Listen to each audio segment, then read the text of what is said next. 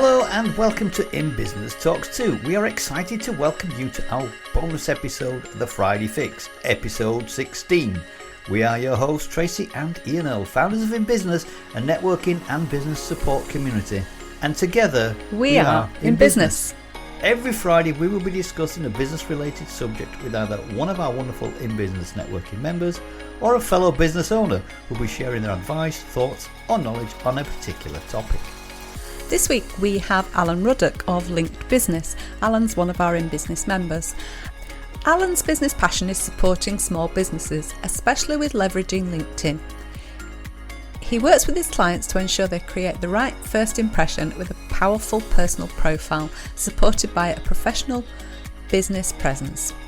Then he supports them to find their ideal customers, then connect and engage with them in the right way so that they become customers. Alan can be contacted on LinkedIn, obviously, through his LinkedIn company page, via email, Facebook and Twitter. We'll put all the details in the show notes, and Alan also does a masterclass for LinkedIn if you're interested. Oh, and make sure you listen to the end of the show to hear Alan talk about his favourite networking tip.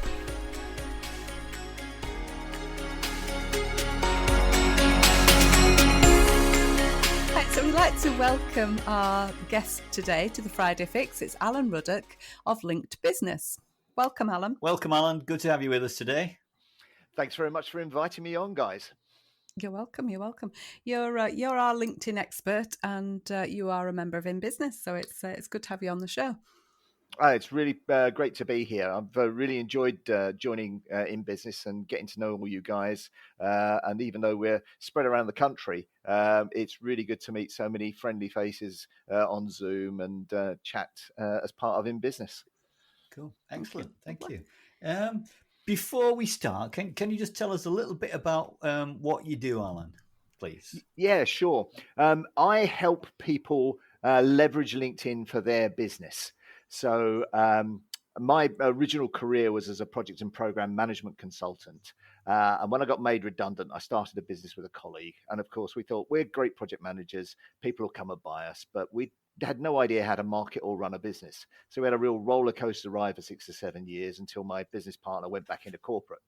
So we closed that company down. I started another one and I joined various entrepreneurs and marketing masterminds and groups to learn how to actually run a business and market it.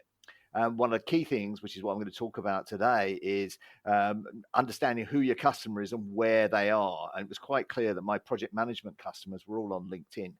So I started to use LinkedIn properly with a bit of blogging and a bit of Twitter to get the content out there, and then grew that consultancy business into a 6-figure business per annum for the next 6-7 years, with virtually every single client coming through being a LinkedIn connection. And then when I wanted to get away from that, because a lot of traveling, I was spending a lot of time away from home, and I'd helped my ex-wife set up a domiciliary care business, and we started to get into various other businesses. I decided to use my experience and knowledge of using LinkedIn to help other small business owners grow their businesses. And that's basically what I do now in various forms. Excellent. Oh, thank you, Alan. Interesting. Okay, then. So what's the biggest reason people fail to get business from using LinkedIn then, in your opinion? What is the biggest reason people fail? Yeah, absolutely. And it all starts really from a key aspect of marketing. So this is true, and this applies across the board, whether it's LinkedIn, any social media platform, any marketing you do. And that is, you really have to understand who your target market is. Because if you don't really understand who you're trying to attract to your LinkedIn profile, how on earth can you create a profile that's going to encourage those people to connect with you? How on earth can you actually engage with them in the right way? How can you put out content that's going to appeal to them if you don't know and really understand who they are? So it's a fundamental factor in getting LinkedIn up to speed to make it productive for you. Interesting, yeah. So is that more getting the right profile, or is it about your content, or is it both things together? It's both things together, very definitely. Yeah. I mean, so many people I talk to say to me, I've been on LinkedIn for years. I've got an all-star profile and I know I don't get anything through LinkedIn. And then when I take a look at their profile, it's typically written in the way LinkedIn encourages you to create your profile, which is like a CV, an online CV, because their main rationale for being there is to actually help people get jobs and help recruiters find people for jobs. So they want everybody to have their CV, their profile built like a CV, which is great if you're looking for a job, but it's rubbish if you're trying to actually grow a business. Yeah, for people in business who want to connect with people that are in paid employment but might buy their services, it's great because those CVs will be keyword stuffed and enable you to search and find the right people that you want to connect and engage with. But as a business owner, your profile needs to be not so much about you, but what you can do for your clients. And if you don't understand who those clients are, how can you write that profile to speak to them? You've really got to speak to their language, speak to their pain, their desire, all that sort of thing. You see so many profiles where it's, I used to do this, I was in this for this long, and I did this, and like you say, no one's interested in that. It's about what you can do for your customers, isn't it? Absolutely right. Yeah, the classic is the accountant that he starts his about section with, "I've been a qualified accountant for 25 years." Yawn, yawn, yawn. I'm bored before I've even. There's no way I'm going to click more and find out what you really do because you're not talking to me. I don't care how experienced you are. I want to know, can you fix my problem? I've got a capital gains problem. Can you fix it? Yeah, you don't, do you? Do you have a capital gains problem? No.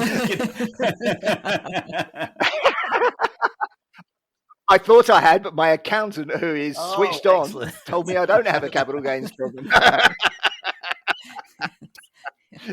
So what would your general advice be then? What sort of tips can you sort of throw out there today for us that might help people? What should we be thinking about it when we're creating a profile and when we're trying to identify our target audience? Are there some tips you could give us, some pointers? Yeah, absolutely. I'm going to assume that you're already in business and you've already got some good customers that you really enjoy working with. Because if that's the case, then connect with those ideal customers on LinkedIn, get them to give you recommendations, and then talk to them about what it is about you that they like working with.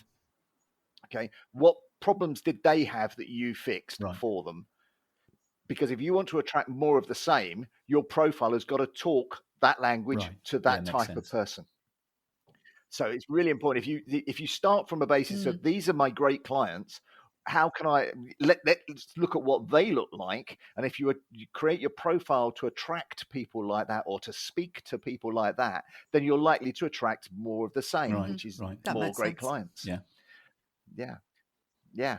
And another great tip is that if you're connected to your clients, the chances are, because they've been in their industry for quite a few years or whatever, they, through using LinkedIn, will have connected with other people they've worked with over the years that have gone on to other companies and are doing similar things to them in other companies.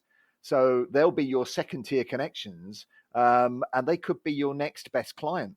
So ask your clients to introduce you to their former colleagues, because they could be your next best client. So it's another great way of getting quick wins from your profile and getting new business. Sounds good. Absolutely, yeah.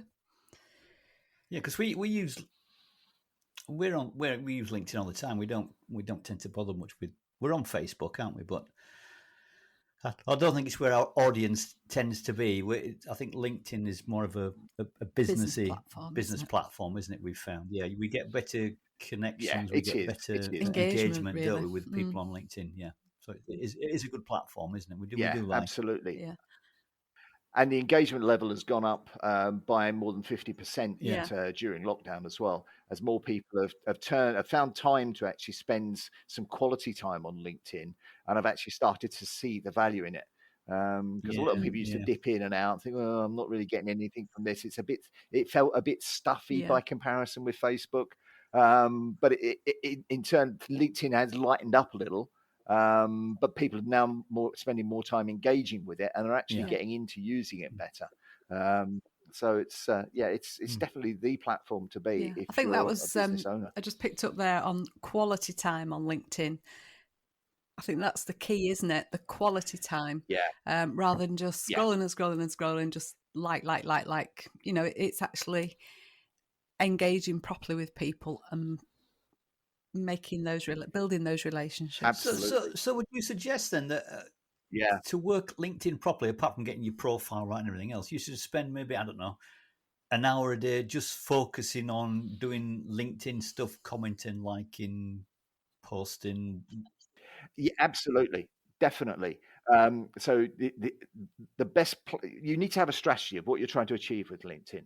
So that's one of the sort of second tier of mistakes that people make. They think they're going on it and they're going to bung some content out there, and then they're sitting there and expecting things to come back to them.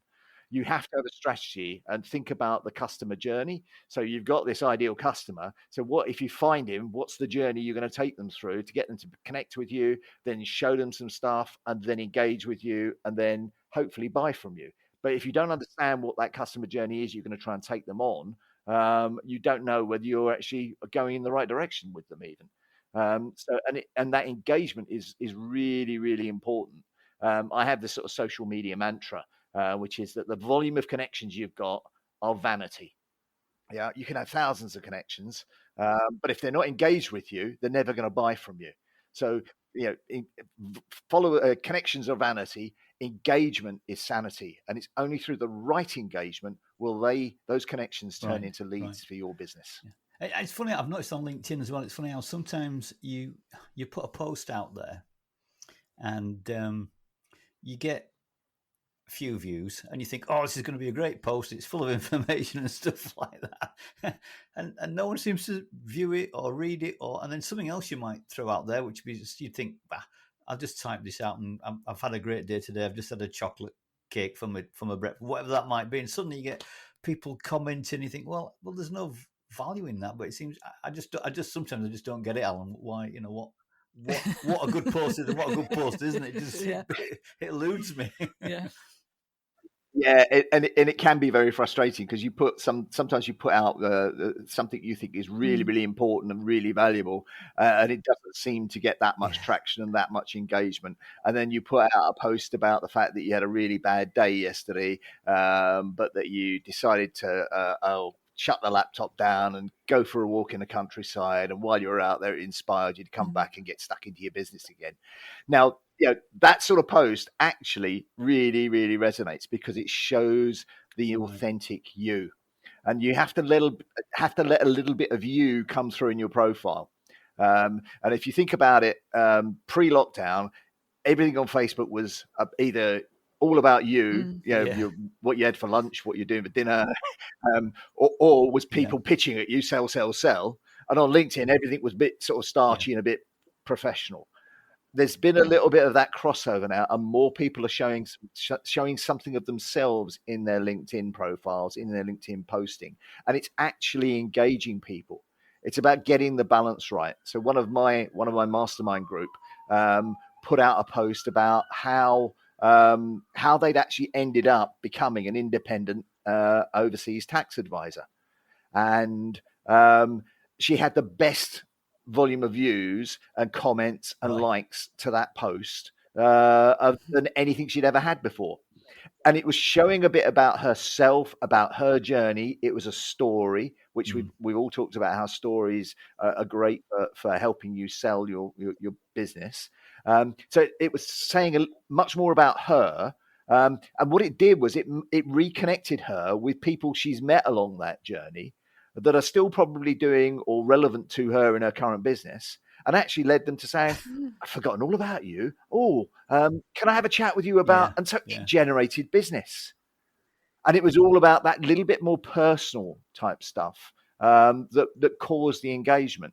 So sometimes if you are a bit too formal and a bit too all business, people get a bit bored. If you show the real you, show the human you, the people will engage with you, and that means they'll read your business stuff or read the business implications of it and engage with you more, because it's about stimulating that engagement. Best one was about asking whether you put your milk in your the best one ever. I couldn't believe it. Was it cups of tea? Is it milk first or milk or tea bag first?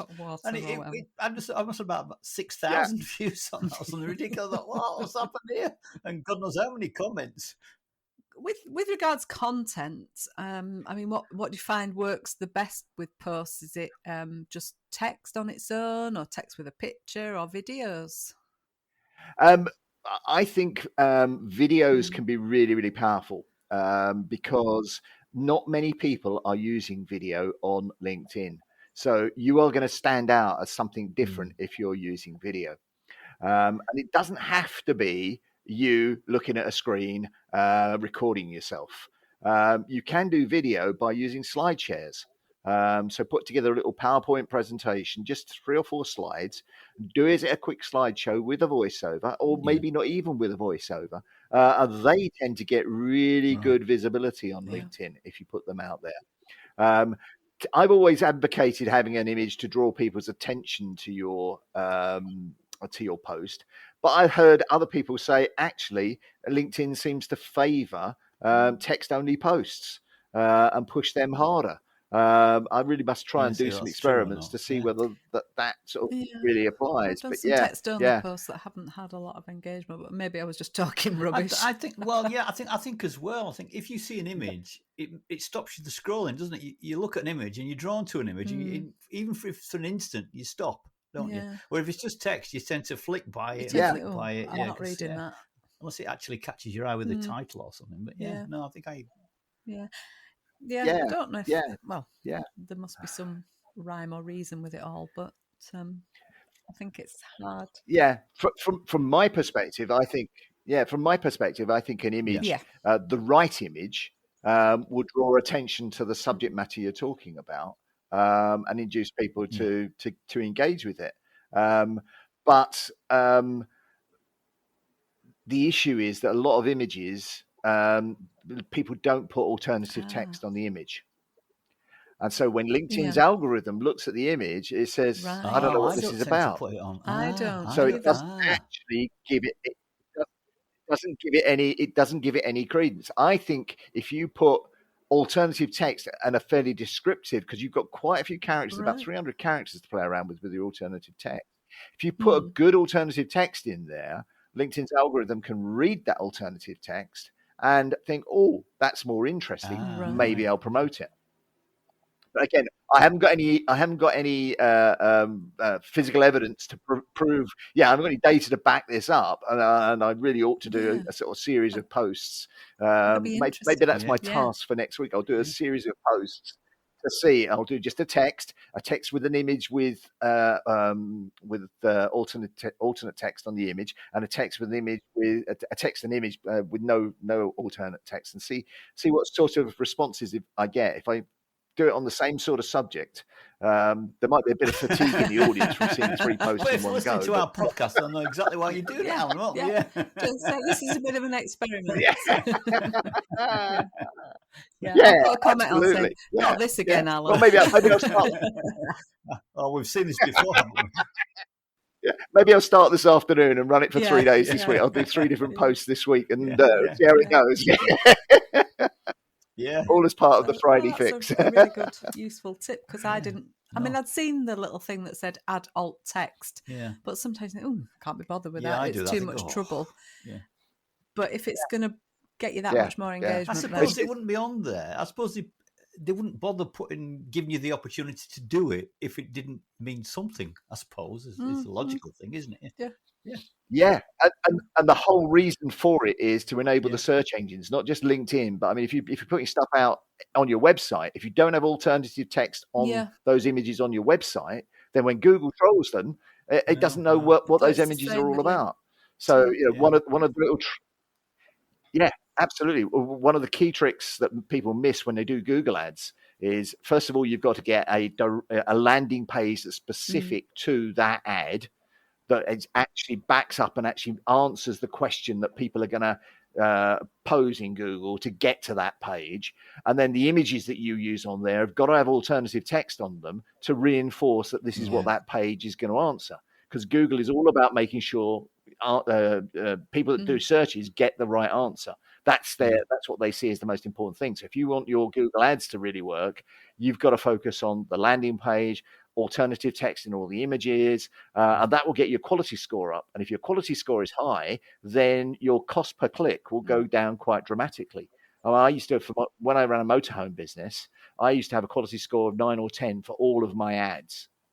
And that meant that whilst I would be prepared to pay, say, £2 a click, because I got such a good quality score, I would often pay half of that and get my ads further up the chain than people that were prepared to pay double that, because their ads weren't relevant.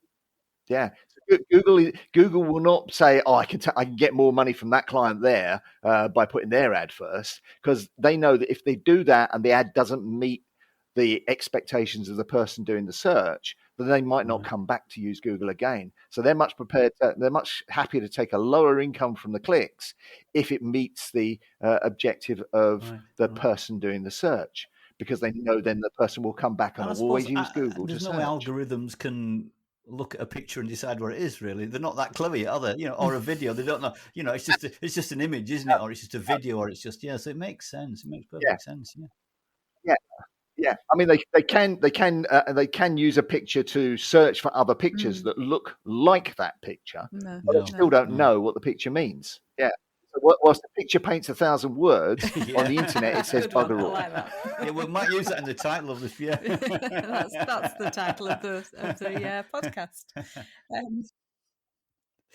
Right, so that's some interesting stuff there. Yeah, and we delved into Google as well. How good is that? Yeah, thank you, Alan, for your expertise there. Double whammy there. Do you have Oh yes, before you go, we usually ask all our visitors or all our guests if they have a favourite networking tip to share. Yeah, my favourite networking tip is about setting something I call your RAS. Now, your RAS is the reticular activating system, and it's a part of the brain that spots patterns. So, for example, when my wife first became pregnant, everywhere I went, all I could see was pregnant women. It's just as if there was going to be a sudden explosion of births. Now, there were the same number of women pregnant around before she got pregnant as there were after she got pregnant. I just had never noticed them because my mind wasn't focused on it's like a red pregnancy. car, isn't it, as well? And it's the same. Yeah, absolutely. Yeah, if you go for go and have a test drive in a car, wherever you go after that, you will see the same model and the same color everywhere. But it's because you hadn't been looking for it before, but you are now.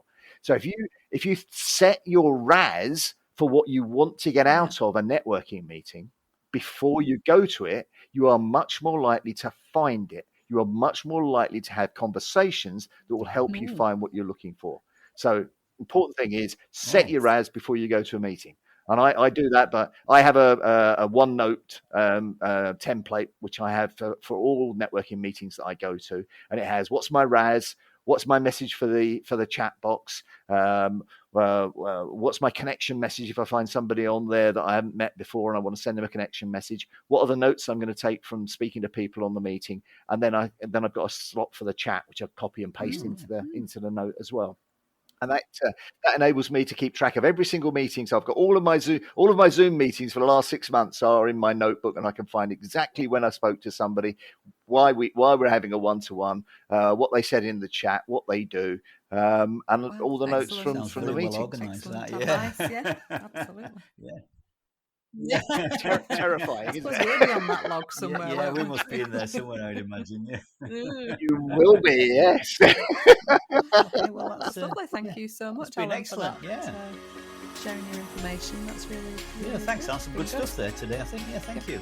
And thank you for your time. Appreciate you coming along. Oh, thank you very much for inviting me. I've really enjoyed it. You're welcome. Take care. Yeah. Bye-bye. Bye-bye. We're almost at the end of this week's show, but before we go, we're excited to tell you about our In Business Talks 2 episode this coming Tuesday. Our special guests on Tuesday's podcast are Abigail and Chloe Baldwin of Butter Crumble, a graphic design agency. We're really looking forward to speaking to the twins and digging deeper into their experiences as a business partnership. Thanks so much for joining us this week on In Business Talks 2 Friday Fix. We hope you've enjoyed it, and if you have, all we ask is that you simply tell a friend about the show. We'd really appreciate it. So, until next time, this is Ian and Tracy, and together we are in business.